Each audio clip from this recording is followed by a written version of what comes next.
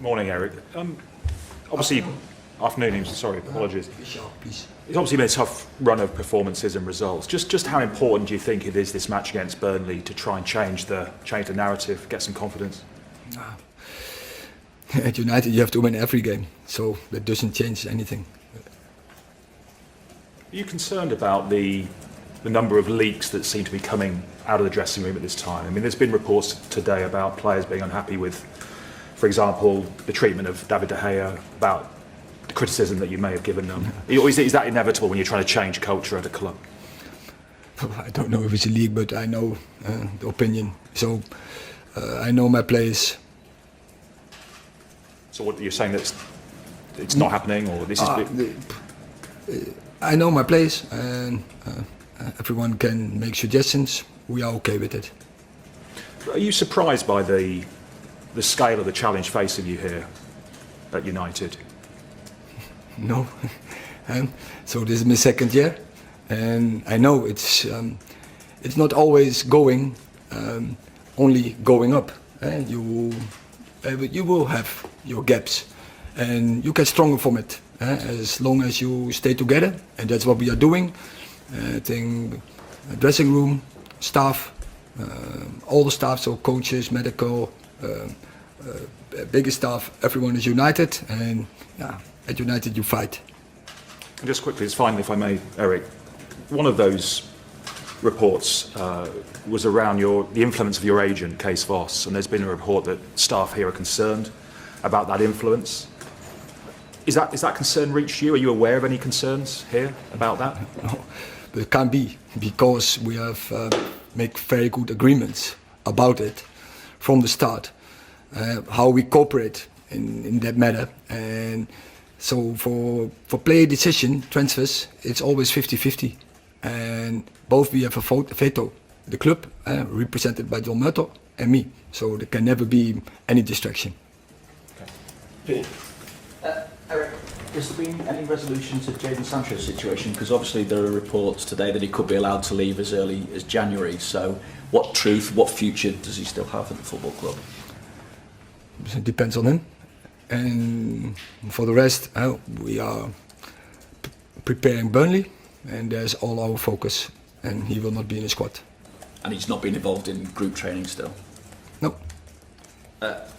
With regard then to availability this weekend, how likely are you to get players back? I'm thinking Varane, Mount, Amrabat, Malacia, Maguire could possibly be the closest to return?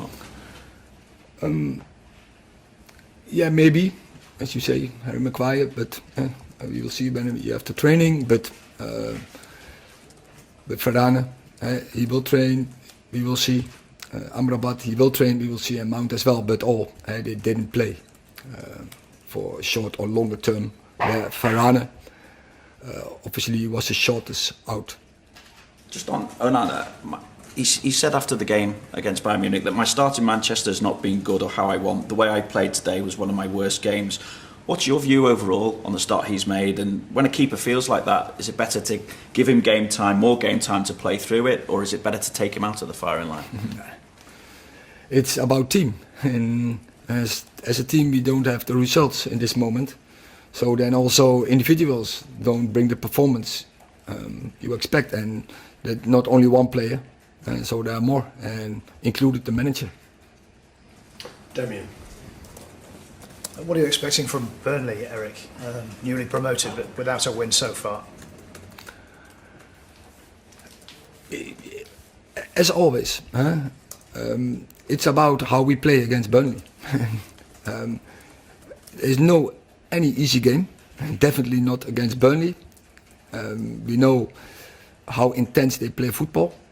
I know their approach. I must say, I like the approach from them. The adventure and, as I say, the high intensity and dynamic in their game. So we have to play our best. Oh yeah, Eric, just the defensive record, does it all start from that, trying to tighten up at the back? From the back? Yeah. No. It's about 11 players who do their job. And I said many times here, in this place. I always tell my players. So we attack with 11, we defend with 11, and so when 1 or 2 are not doing the job, and then it's like a pack of cards. So that is not only 1 or 2 plays. Your feelings about what Jadon Sancho put on social media, challenging your authority? I don't think about that, and I don't talk about that because I have to win a game, and it's all about that. And the players who are there, who are available, deserve me. I have to guide them, I have to prepare them, and it's about that. And so I only focus about the players who are available. But is it important that you as a manager make a stand against something like that, which was such a challenge to your authority, almost calling you a liar? It's also not about me. It's about the team and the club. So I focus and I put my energy in to give tomorrow the best performance against Brighton. Regarding that, obviously with Cristiano last season he was dealt with quite swiftly. How long do you think it will be to come to a resolution on the disciplinary issue with Jadon? I don't know, but as I say, I don't think about that. I think about tomorrow. I think about the way the team has to progress. And tomorrow we have a game, and we go to Champions League. So I have a lot to consider and to make the right decisions. He's deleted the post on social media. Has he shown any contrition for what he did? Has he apologised at all? As I said, I don't think this subject is important. I think it's important. I have to prepare my team, and so that's what I do. I prepare my team in the best I can, and I put all my effort in the players who are available. He is not available, so yeah, in this moment he's not important because he can't contribute. Would you consider playing him again for United, or is anything off the table? Or I don't know. So I'm sitting here, and tomorrow we have a big game. We're going to in a new block of games, and with many games in a condensed program. I focus on that. You obviously, without Anthony, you've taken the decision not to play Jadon. Does that show how important it is for you as a manager to set those standards and stick by them, even when it might be against the team because you haven't got so many players available? Is that fair to say that it's about your principles and you have to send that message out and reinforce it to the squad and to the wider world? You say something really important, but it's in favor of the team. That's my decision is based on. That is not about me, to be strict. No, this is in favor of the team. So even though it might be detrimental in terms of not having a player available, you feel that's the best action, best course. Even then, yeah. Hi, you're trying to build something here, obviously, and a massive part of that is team spirit. After what you did for Jadon last season, you gave him sort of 2 or 3 months break for him to sort of recuperate. You stuck by him. He then does this, but he's not basically called you a liar. He did call you a liar. He said it was untrue. Does that not show the sort of personality that he is, and therefore, for the good of the team, you shouldn't be around it? Well, everyone can make his opinion about that. But as I said, he's not available, so he can't contribute to our performance and to our result. So I block it. Go and prepare the team and to give the best performance. Yeah, I respect that, but he's causing this distraction, and also the other thing that should be remembered maybe is he's a paid employee, isn't he? He's an employee who's paid money, so therefore his job is to do what he's being paid for, and so how can he be allowed to sort of continue to be like this, for the good of the team? Yeah. So as a club, as a team, we have to deal with that, but once again, it's no importance to coming games, and I have to put my energy to let the team play to their best tomorrow, in the week, the coming period. So I have to focus on that. Eric, you now no longer have your first 2 options for that right wing spot. I know you've explained why that action's been taken against Jadon, but how problematic is it for you as a manager not to have those 2 players available for you? But I think we constructed the squad smart.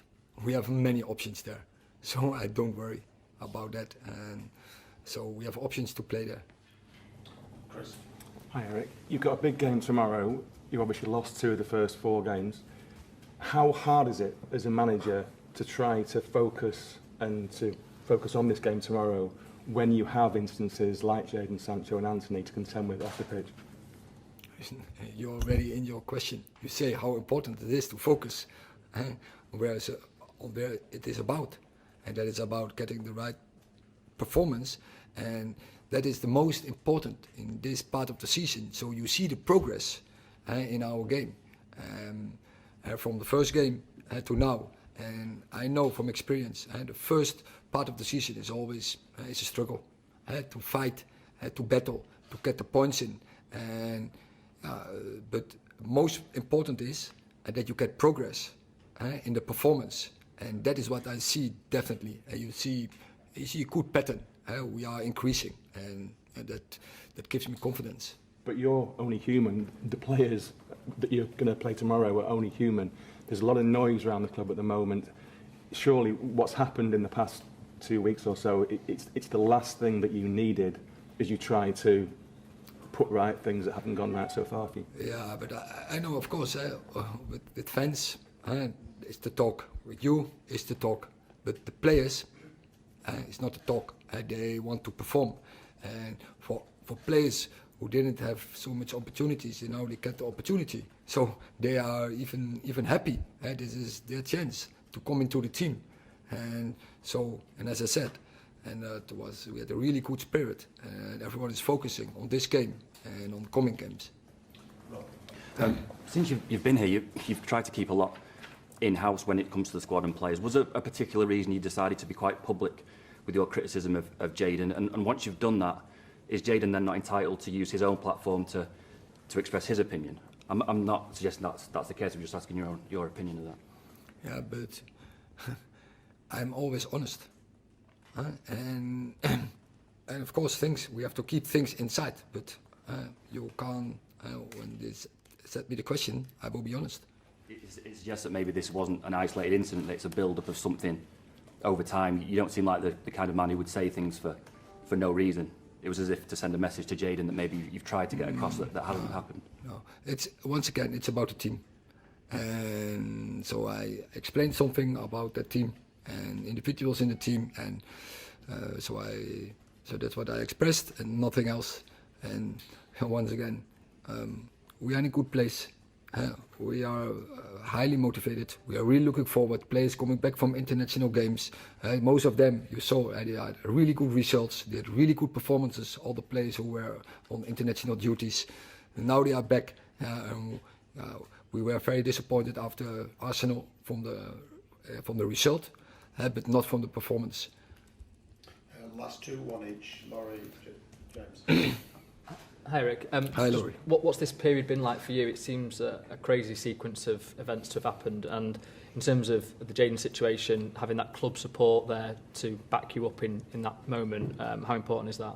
Okay, I had some time to deal with that, but as I said, most important what I did, I had to analyze the 4 games we had, and so in which place we are, and as I say, we are in a good place. And I'm sure when we keep continuing this progress, the results will come. Last question, James. Eric, you brought in Amrabat. How important do you think he's going to be to your plans going forward, and given the absences and the injuries? Yeah. Could we see him make his debut tomorrow? Not tomorrow, because he's not available.